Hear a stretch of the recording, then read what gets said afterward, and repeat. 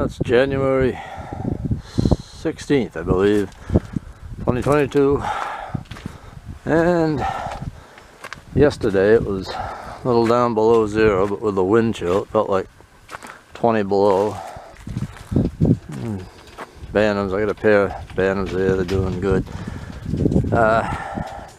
I've got about 20 mountain quail in these two pens, young ones, still up for grabs. A couple pairs of bantams, and Lone Benson male that's been by himself because he's a killer. He's killed one hen, beat up another, so I can't give him a hen. And this camera's about to run out, it's battery.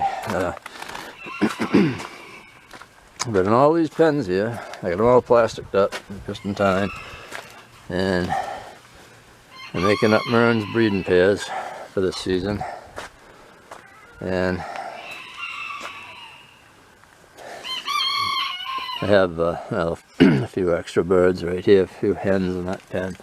They're going to be all split up into pairs with certain ones with certain colored Blake bands, and these don't have any bands. I got a cage down below at all. This is Diane and Larry. Ida's up here. There's Ida behind the box. And I got a new pair down here. I haven't made up names for them yet. And I got some young bantams that I hatched this season in these two pens. These are going to be some breeders, setters for next year. A couple of martins in there. Another nice little flock. I'm going to try to start catching them from here. I want to empty out some of these pens. And I got a couple to send out tomorrow. I got a pair of Mearns in here. Another pair of Mearns in there. Over here is pretty neat. I guess I've taken a couple videos of them when they were younger. But slippery, all glare icing in them. I had them in there for the longest time, I forgot. I put them in here not that long ago. It's a mother bantam hen that hatched and raised, a male Benson and two hens, and then two Mearns males and one hen, and they're pretty well full size, and males are almost colored out, and doing great. As I keep the mother in, she'll keep them in line. I'll separate them out by spring. I think I'll keep those Bensons there. Elegance, I like hen raised stuff. Then I've got, I might keep this flock for a breeder flock.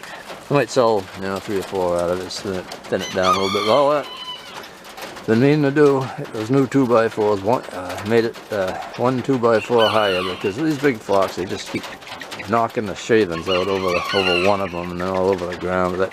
That's been saving it a lot. So I got most of the pens cleaned out here last week. I got a few mountains left in that one, a few in that one. That one's emptied. I've only got, I think, 4 or 5 in that one. Down the end I got a bunch. Those are all ones I separated out that were hen raised.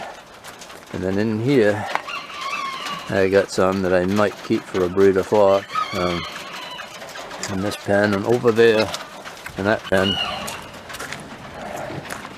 think I'm going to sell everything I can out of this pen, just because I don't like them in side by side during the breeding season. I did the same with these. I added actually the way these were built, I added a 1x4 on each end, and I built that pen there probably about 25 years ago. So I just built the front a little different, and these were, maybe around 10 years ago. So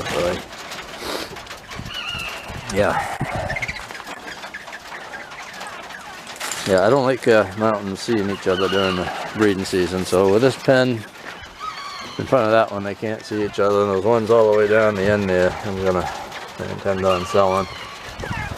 Out of the 250 or so I raised, I've got about 80 to 100 left, I'm guessing.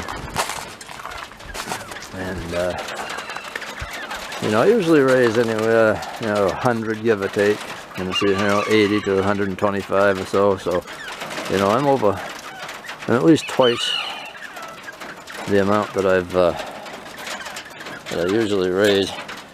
I don't know how that bob white ended up in there. I got some eggs from Mike, and I got some from Grant Troya, and one of them was a little lighter than the others, and it hatched, and it was a bob white, but then, she's been raised right with them, and they get along good. I'm going to be selling what I can out of this pen, and yeah, keep on selling as long as the orders come in. I've never had a year where I didn't sell out of mountain quail. I just got, about twice as much as I